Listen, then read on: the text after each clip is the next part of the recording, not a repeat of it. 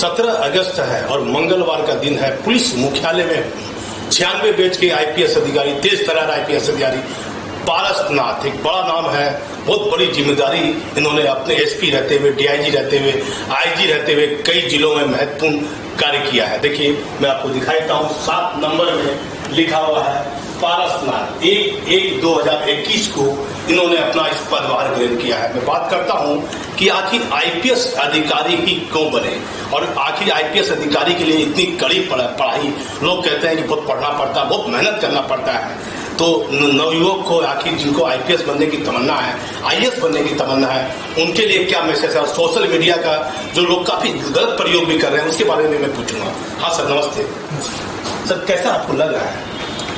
अच्छा है। आईपीएस बने सर, बहुत से जिला में आपने काम किया, 8-9 जिले में करीब आप एसपी रहे। हाँ, मैं जब बचपन में था तो मैंने यही सोचा, बाकी और सब लोगों की तरह से, कि अच्छी पढ़ाई की जाए जिससे कोई अच्छी सी नौकरी मिले। और यूपीएससी द्वारा जो संचालित परीक्षा है उसमें हम लोगों ने परीक्षा दिया। परीक्षा देने के बाद में सफलता मिली। पहली बार में मैं आईआरएस बना और दूसरी बार में मुझे आईपीएस की नौकरी मिली और अंततः मैंने इस आईपीएस में ज्वाइन किया। तब से ट्रेनिंग करने के दौरान हम लोग जब बिहार में आए और उस समय से लेकर के अब तक बिहार में विभिन्न जगहों पर, विभिन्न पदों पर काम किया। सर मतलब आप किस राज्य के रहने वाले हैं मूलतः? मैं मूलतः उत्तर प्रदेश का रहने वाला हूँ। उत्तर प्रदेश में अब एक नया जिला है जो 1996 में ही बना हुआ था, अम्बेडकर नगर, उसी जिले से बिलोंग करता हूँ। देखिए, उत्तर प्रदेश में 1996 में अम्बेडकर एक जिला बना है, वहाँ के रहने वाले हैं। सर क्या करते थे पिताजी? मेरे पिताजी प्राइमरी टीचर थे और घर में खेती भी करते थे, दोनों चीजें। कितने भाई थे सर? हम लोग 2 लोग भाई। तो क्या आपको मतलब एक शिक्षक का लड़का इतने आईपीएस से लेकर आप आज एडीजी के महत्वपूर्ण पद पर आप हैं, तो क्या लग रहा है, कभी सोचे थे कि आईपीएस अधिकारी बनेंगे?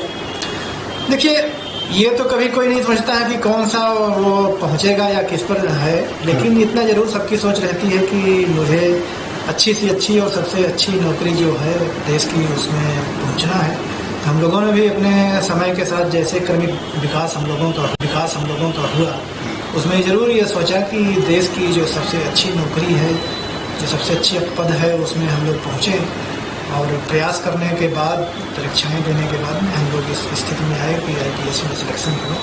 सर पिताजी कुछ चाहते थे कि डॉक्टर बने, मेरा लड़का टीचर बने? ऐसी कोई इच्छा हम लोगों के यहाँ उस समय में कुछ नहीं थी। पिताजी का कभी ऐसा कुछ नहीं था कि आपको क्या बनना है। कैसा मिला माँ बाप का साथ? बहुत अच्छा रहा, बहुत अच्छा सहयोग रहा। और पढ़ाई के दृष्टिकोण से अगर मैं बात करूँ तो मेरा परिवार पिछले 3 पीढ़ियों से, हम लोगों से पहले 3 पीढ़ियों से काफ़ी अच्छा अपने इलाके में एजुकेशन में रहा हुआ। देखिए, एक शिक्षित परिवार से है, 3 पीढ़ी से लगातार कई महत्वपूर्ण पदों पर रहे हैं। मैं इनके भाई के बारे में पूछता हूँ। सर भाई साहब?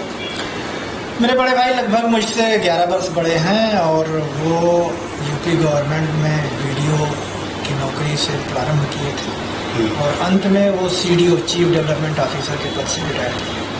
कैसा सहयोग मिला भाई का जीवन में सर? अगर मैं कहूँ कि मैं शिक्षा के दौरान में सबसे ज़्यादा अगर किसी ने मुझे मार्गदर्शन इनिशियली दिया तो मेरे बड़े भाई हैं। उन्होंने ही मुझे, जब मैं क्लास 12th में था, इंटर में था, तो उन्होंने बोला था कि तुमको एडमिनिस्ट्रेटिव सर्विस के बारे में सोचना चाहिए और उसकी परीक्षा देनी चाहिए। क्या नाम था बड़ा भाई का? श्री ललन प्रसाद वर्मा। देखिए, इनके बड़े भाई थे ललन प्रसाद शर्मा और यूपी में जो है सरकारी सेवा में थे और उनका काफी सपोर्ट मिला पारसनाथ साहब को शिक्षा के क्षेत्र में। कहते हैं कि बड़े भाई का बहुत सपोर्ट मिला। मैं इनसे और कई महत्वपूर्ण बातें पूछता हूँ। सर, कई पहला जिला आपका क्या रहा, ट्रेनिंग जहाँ से किया? मैं जब बिहार में आया तो 1997 दिसंबर की बात है और 1 दिसंबर की घटना थी। उसी दिन लक्ष्मणपुर वासी नरसंहार हुआ था। तब वो अरवल जिला नहीं बना हुआ था, जहानाबाद का पार्ट हुआ करता था और मेरा प्रशिक्षण जहानाबाद जिले में हुआ था। कैसा लगा सर? नक्सल प्रभावित इलाका था जिस समय आप गए थे, कैसा दौर जिस समय मैंने वहाँ ट्रेनिंग लिया था, उस जिले के लिए और राज्य के लिए सबसे टफ या कठिन दौर था। काफ़ी घटनाएं होती थी। शाम में 8 बजे के बाद से ऑलमोस्ट आवागमन बहुत बंद रहता था। जिसको बहुत ज़रूरत रहती थी वही निकलता था। पुलिस के लोग तो जरूर है, हर तरफ में घूमते रहते थे, हर तरफ आते जाते रहते, छापेमारियाँ होती रहती थी। कब तक रहे वहाँ जहानाबाद में ट्रेनिंग में सर? और ये मेरा जुलाई 98 तक का वहाँ दौर था। उसके बाद कुछ 98 की यादगार, कोई नक्सल से भेंट, कोई नक्सल को गिरफ्तार की, उस तरह की चीज़ें हुई थी, इनकाउंटर भी हुए थे और चीज़ें हुई थी, लेकिन वो घटनाएं काफ़ी पुरानी हो गई। उसके बाद कहाँ बदली हुई सर 98 में जहानाबाद के बाद? ट्रेनिंग के बाद में मेरा पदस्थापन पूर्णिया जिला में हुआ और मैं फिर पूर्णिया में गया, वहाँ ज्वाइन किया ASP के रूप में। और उससे पहले पूर्णिया में उस समय के माननीय विधायक अजीत सरकार की हत्या हुई थी और उस हत्या के बाद मैं वहाँ पर ASP के रूप में गया था। देखिए, अजीत सरकार की हत्या होने के बाद पूर्णिया में ASP के पद पर इन्होंने पहली पोस्टिंग की। ट्रेनिंग जहानाबाद जिले में हुई। बहुत महत्वपूर्ण जिला माना जाता है जहानाबाद, और आज भी नक्सल से वो प्रभावित है कहीं न कहीं। सर, कैसा आपको लगा पूर्णिया में? आपको ASP कितना दिन रहे?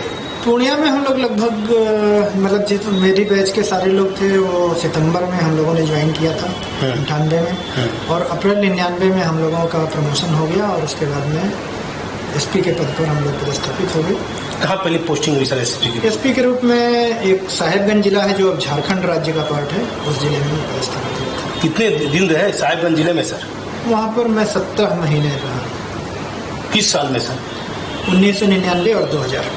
देखिए, 1999 में साहेबगंज जो झारखंड से में अब वो जिला पड़ता है, पहले बिहार में था, जब अलग नहीं हुआ था, तो 17 महीने इन्होंने वहाँ अपनी सेवा दी। क्या कुछ साहेबगंज की कुछ आपराधिक घटनाओं की चर्चा कुछ जहाँ आपको लगा साहेबगंज के जिले के बारे में? देखिए, ऐसा है कि हर जिले का अपना अपना चैलेंज है, हर जिले में अपनी अपनी पुलिस पब्लिक वो सारी चीज़ें रही। पुलिस पब्लिक का सहयोग तो हम लोगों ने हरदम लेने की कोशिश किया, चाहे जहाँ भी हम लोग रहे, जिस भी तरह से रहे। उसके बाद कभी साहेबगंज जाने का मौका मिला सर? इतने लंबे उसके बाद गया, उसके बाद मैं गया, सभी जगहों पर मिला। हाँ।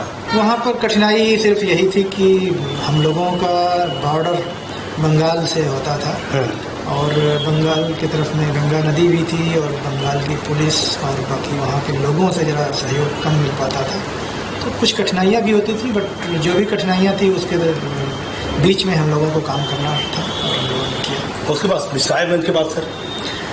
साहेबगंज के बाद में मैं पटना जिले में ग्रामीण SP के रूप में पदस्थापित हुआ। और कितना दिन पदस्थापित हुआ? और कितना दिन रहे पटना ग्रामीण SP सर? 11 महीने। और उसके बाद वहाँ उसके बाद फिर मेरी पदस्थापन CID में हुआ SP के रूप में। मैं रफली 13.5 महीने CID में रहा। उसके बाद सर बदली? उसके बाद फिर मैं बेतिया जिले में गया 2002 में और वहाँ 2 बरस से ज़्यादा मैं रहा। क्या आपका अपहरण को लेकर पूरा मामला था? वो जिला ऐसा था कि जिसमें राह चलते भी अपराधी घटनाओं को अंजाम देते थे और वो रास्ते पर खड़े हो जाते थे। लोग जो बाजार से या कहीं से लौट रहे होते थे उनको रोकते थे, उनसे पूछताछ करते थे, उनके कपड़े पहनावा, उनकी बिलोंगिंग्स जो उनके पास रहते थे उसके आधार पर वो देखते थे कौन आदमी आर्थिक रूप से मजबूत हो सकता है और उसको अपने पास भी ले जाते थे और इस तरह के भी अपहरण होते थे। तो बेतिया में 2 साल रहे सर? हाँ, 2 बरस से ऊपर। उसके बाद बेतिया के बाद सर? बेतिया के बाद मैं औरंगाबाद गया। कितने दिन रहे औरंगाबाद? औरंगाबाद में लगभग 4.5 महीने। 4.5 महीने। नक्सल प्रभावित जिला है सर पूरी तरह से। उसमें कुछ ही ऐसे थे इलाके या थाने जो नक्सल प्रभावित नहीं थे, बाकी सभी जितने भी थे। फिर औरंगाबाद के बाद सर? औरंगाबाद के बाद मैं मुजफ्फरपुर रेल में गया। उसके बाद? और मुजफ्फरपुर रेल के बाद में फिर मैं पूर्णिया जिले में अररिया में गया। अररिया जिला में? पूर्णिया में वहाँ गए सर? वहाँ पर आपने मुजफ्फरपुर में कितना दिन रेल में रहे? रेल में मैं मई 2005 से दिसंबर 2005 तक। उसके बाद कहाँ है सर? उसके बाद मैं अररिया। अररिया में कितना दिन? अररिया में मैं जून 2006 तक रहा। 1 साल? नहीं, 6 महीने 5 दिन। 6 महीने। और उसके बाद वहाँ के बाद सर? वहाँ के बाद मैं फिर DGP ऑफिस में AIG के रूप में असिस्टेंट टू IG। कौन थे आपके DGP से? जिस समय मैं ज्वाइन किया था उस टाइम में थे मिस्टर आशीष रंजन सिन्हा। और उसके बाद फिर मैं गया वैशाली जिला में। वैशाली जिले से फिर मैं BMP 5 में आया। हाँ। BMP 5 से मैं मोतिहारी जिले में गया सर। और फिर उसके बाद मेरा प्रमोशन हो गया DIG में। DIG बन गया 2011 में। कहाँ DIG में रहे सर? DIG में मैं करीब 2.5 वर्ष से कुछ ज़्यादा विशेष शाखा में रहा और 10 महीने में करीब पूर्णिया में रहा। पूर्णिया में। और उसके बाद सर? उसके बाद प्रमोशन हुआ तो मैं लगभग 2 वर्ष आईजी मुजफ्फरपुर रहा। फिर उसके बाद मैं आईजी मुख्यालय और बजट अपील में रहा। वहाँ से फिर मेरा पदस्थापन गृह विभाग में विशेष सचिव में हुआ। उसके बाद फिर मैं गया का आईजी रेंज बना और वहाँ से फिर मैं इस पोस्ट पर आया, आईजी बजट अपील और वेलफेयर। और इस वर्ष में मेरा पारसनाथ जी बजट और वेलफेयर एडीजी के पद पर अभी है। और मैं सर से पूछूंगा, सर माँ का एक महत्वपूर्ण रोल होता है हर व्यक्ति के जीवन में, कैसा माँ का सहयोग मिला आपको सर? माँ ने और पिताजी ने या घर के जितने भी सदस्य थे सभी ने बहुत सहयोग किया। उसी के बल पर, उसी के सहयोग के कारण हम लोग आज सर माँ का कैसा रोल रहा जीवन में? माँ का बहुत महत्वपूर्ण योगदान रहा और माँ ने सदैव प्रोत्साहित किया हाँ। हम लोगों को आगे बढ़िए, बढ़िया काम करिए। तो पूरे ही जीवन काल में जब से हम लोगों को होश है उस टाइम से मुझे ये लगा कि माँ ने हर वक्त हम लोगों को अच्छा ही बताया है, अच्छा ही सिखाया है और आगे ही बढ़ने का प्रोत्साहन दिया। युवाओं को क्या संदेश देना चाहते हैं सर? तो सोशल मीडिया का काफी दुरुपयोग भी देखा जा रहा है वर्तमान समय, और हर माँ बाप अपने छोटे छोटे बच्चे के हाथ में बाधा मोबाइल देखा जा रहा है। कैसा आपको लग रहा है एक बड़े महत्वपूर्ण पद पर आप हैं? देखिए, ऐसा है, एक संक्रमण का दौर है सर और संक्रमण के दौर से जब भी कोई समाज को इस समय गुजरता है तो इस तरह की समस्याएं रहती हैं।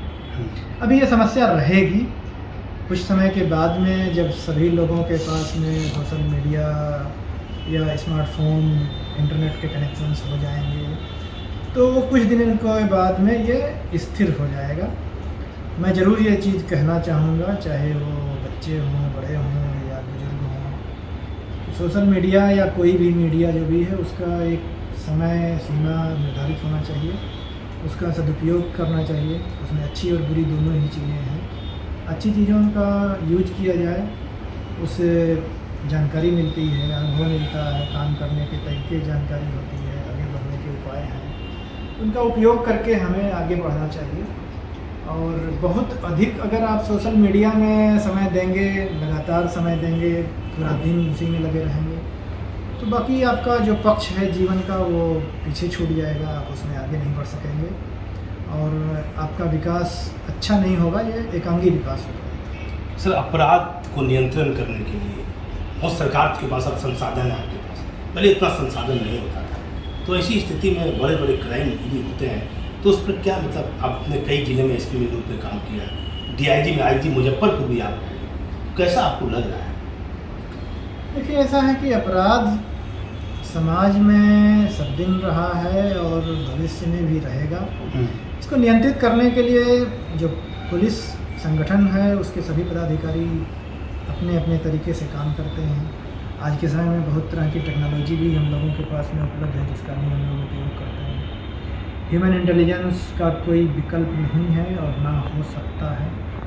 तो आदमी जो हैं, चाहे वो पुलिस में हो या बाहर में कहीं पर भी हों, उनके सहयोग के बिना, उनके मदद के बिना हम लोग कभी भी अपराध को ना तो नियंत्रित कर सकते हैं और ना ही कम कर सकते हैं। तो हम लोगों को जितनी भी पुलिसकर्मी हैं उन्हें इस चीज़ पर ज़रूर बल देना चाहिए, ध्यान देना चाहिए। वो आम आदमी, आम नागरिक, आम जनता से सहयोग प्राप्त करें और साथ में जो टेक्नोलॉजिकल जितनी भी चीज़ें हैं, साइंटिफिक टू इन्वेस्टिगेशन हैं, उनका उपयोग करें और इन सब के माध्यम से अपराध पर नियंत्रण। सर जिस तरह माता पिता का रोल रहता है, तो गुरु का रोल रहता है, मित्र का रोल रहता है, तो क्या कोई आपका मित्र जीवन में ऐसा रहा यूपी में, कोई गुरु आपका उसकी डांट याद हो, मित्र की कोई बात याद हो? हर समय पर अच्छे अच्छे गुरु रहे हुए हैं, चाहे हम लोग प्राइमरी की बात करें या कुछ गुरु का नाम बताइए सर।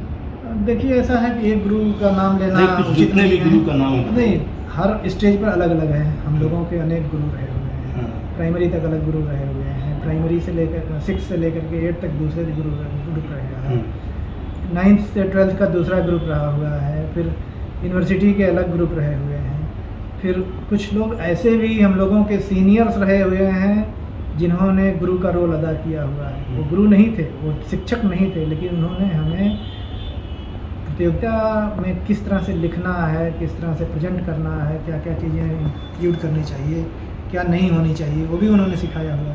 तो ये अलग अलग समय पर अलग अलग प्रकार के गुरु हैं। तो ऐसे किसी और व्यक्ति का बहुत से लोग रहे हुए हैं, बहुत से लोग रहे मित्र हुए हैं। सर कोई मित्र में भी इन्हीं तरह की चीज़ें हैं जो साथ में तैयारी कर रहे थे। आज के समय में कुछ लोग नौकरी में हैं, अच्छी जगहों पर हैं, कुछ लोग नहीं अच्छी जगहों पर हो पाए लेकिन नौकरी में हैं, कुछ लोग ऐसे भी हैं जिनको नौकरी नहीं मिल पाई लेकिन जीवन के दूसरे क्षेत्र में वो काम कर रहे हैं। कैसा महसूस किए पारसनाथ साहब, एक लंबा 25 वर्ष का नौकरी का काल आपका है, कर्म भूमि बिहार है, यूपी के रहने वाले हैं, कैसा आपको लग रहा है? काफ़ी अच्छा है, काफ़ी अच्छा है। हम लोग 25 वर्ष काफ़ी अच्छी तरह से गुजारे हैं और आगे जो समय है वो भी गुजारेंगे। चीज़ें निसंदेह बदल रही हैं और सब हर चीज़ में, हर क्षेत्र में बदलाव आ रहा है। उस बदलाव के हिसाब से अब जो है सबके अलग अलग मापदंड हैं। पुराने लोगों का कहना होता है कि जो बदलाव हो रहा है अच्छा नहीं हो रहा है, लेकिन नए लोगों का ऐसा कहना या मानना नहीं होता है। तो ऐसा मैं मानता हूँ कि ये जो भी होता है हर समय कहीं न कहीं किसी न किसी रूप में बदलाव का समय होता है। बुद्ध की फिलॉसफी अगर देखा जाए तो उसके हिसाब से यही है, कोई भी क्षण अगले क्षण या पिछले क्षण के अनुरूप नहीं। तो हर बार वो बदलता रहता है, इसलिए हर समय बदलाव आता रहेगा और इस बदलाव के हिसाब से हम लोगों को भी बदलने की ज़रूरत है। अपने को बदल करके अगर नहीं रखेंगे, बदल करके नहीं चलेंगे तो बेकार हो जाएंगे, बेकाम हो जाएंगे। इसलिए उपयोगिता तभी है जब आप समय के साथ बदलना सीखें। सर ऐसा कोई जिला या मतलब जहां आप आईजी ग्रुप में काम किया हो, एसपी ग्रुप में काम किया हो, जहां की पब्लिक का बहुत सपोर्ट मिला हो, जहां की आपको याद जुड़ी हो, जहां में कोई क्राइम में अपराधी से मुठभेड़ हुआ हो, जहां लगा हो कि आपको कि बस बहुत विपरीत समय है ये आपके साथ? ऐसा कभी नहीं लगा कि मेरे साथ में कोई विपरीत है और अलग अलग जगहों पर हम लोगों को अलग अलग तरह की सिचुएशंस देखनी पड़ी। सहयोग तो मुझे हर जगह नज़र आया और लेकिन अगर किसी एक अपराध के विरुद्ध में या किसी एक एरिया की बात किया जाए तो सबसे ज़्यादा बेतिया में लोग अपहरण की घटनाओं से पीड़ित रहते थे। तो उस ज़िले का मैं नाम लेना चाहूँगा। वहाँ पर बहुत से लोग तरह तरह के संगठन भी बना करके पुलिस को सहयोग देते थे। अकेले में या दो एक लोगों के साथ आकर के वो लोग भी बात बहुत बताते थे, मदद करते थे। लेकिन इसके अलावा और सभी ज़िलों की बात किया जाए, चाहे नक्सल की बात करें, चाहे क्रिमिनल अफेक्टेड ज़िलों की, हर जगह जन सहयोग मिला। बिना जन सहयोग के हम लोग कहीं भी काम करने में सफल नहीं हुए हैं और सब जनता का सहयोग रहा है, जिसके कारण ही जहाँ भी जो कुछ मिला हुआ है उसमें हम लोग आगे बढ़ पाए। सर सिविल परीक्षा होती है आईएएस आईपीएस अधिकारी की, यदि आज के युवाओं को जो आईएएस और आईपीएस की तैयारी करना चाहते हैं उन युवाओं को क्या कहना चाहते हैं या क्या ये तैयारी कठिन है?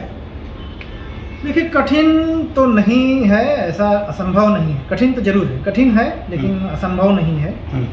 तो बस यही है कि पहले के समय में और आज के दौर में अंतर सिर्फ ये है कि लोग आज के समय में चीज़ों को थोड़ा जल्दी कर रहे हैं और सतर्क जल्दी होना है। अदरवाइज़ लोगों को फ्रस्ट्रेशन की बात आती है कि हमारे साथी आगे निकल गए और पीछे रह गए। तो मैं हर किसी से बस यही कहूँगा कि जो भी लोग आज के समय में तैयारी कर रहे हैं या जो परीक्षाएं दे रहे हैं या हाल ही में सफल हुए हैं, उन लोगों से संपर्क करके आप अपना पता कर लीजिए कि क्या प्रक्रिया है, किस तरह की चीज़ है, किस तरह से करना चाहिए। और मेहनत तो किए बिना नहीं हो सकता है। आप तो एक शिक्षक के लड़के हैं पारसनाथ साहब, बड़ी मेहनत आपने की होगी आईपीएस की तैयारी करने में, बहुत, चूँकि भाई बड़े भाई ने साथ दिया। कैसा आपको महसूस हो रहा था जब पहली बार एग्जाम आप दिए? एलाइट आपको ने कहा कि पहली बार मैं एलाइट लिखा। नहीं, ऐसा है कि फर्स्ट टाइम में तो नहीं सिलेक्शन हुआ था। फर्स्ट टाइम में और सेकंड टाइम में, फर्स्ट में मैं प्रीलिम्स निकाला था, मेंस तक पहुंचा था। हाँ। सेकंड में मैंने इंटरव्यू दिया था, इंटरव्यू में मेरा इंटरव्यू बहुत ख़राब हो गया तो मेरा सिलेक्शन नहीं हो पाया था। थर्ड टाइम में मुझे सफलता मिली थी और वो मैं IRS में हुआ था। फोर्थ टाइम में मैं IPS में आया।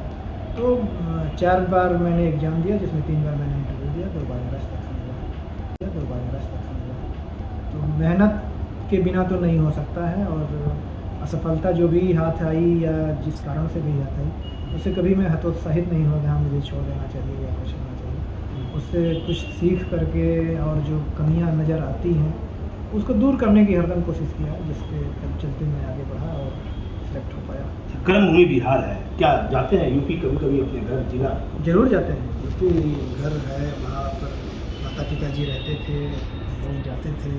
अभी भी अब नहीं वो लोग हैं, लेकिन फिर भी घर मेरा है, बाकी संपत्ति हम लोगों की है, तो हम लोग उसमें जाते हैं। देखिए पारसनाथ साहब थे और एडीजी बजट में एक बड़ा नाम है बिहार में पारसनाथ। मैं आपको बता देता हूँ कई महत्वपूर्ण जिलों में रहे, साहेबगंज जिले में भी रहे, मुजफ्फरपुर आईजी भी रहे और इन्होंने कई महत्वपूर्ण कार्य किए। ट्रेनिंग इनका जहानाबाद रहा, जो आज भी नक्सल प्रभावित जिला जहानाबाद माना जाता है। देखिए पारसनाथ साहब लगातार कहीं न कहीं अपराध नियंत्रण में और पुलिस और पब्लिक की आम जनता में जो दूरियां है वो नज़दीक बनी रहे, इसके लिए भी बिहार में कहीं न कहीं बेहतर काम किया है। मैं इसमें इनके कार्यालय से दीपक नौरंगी।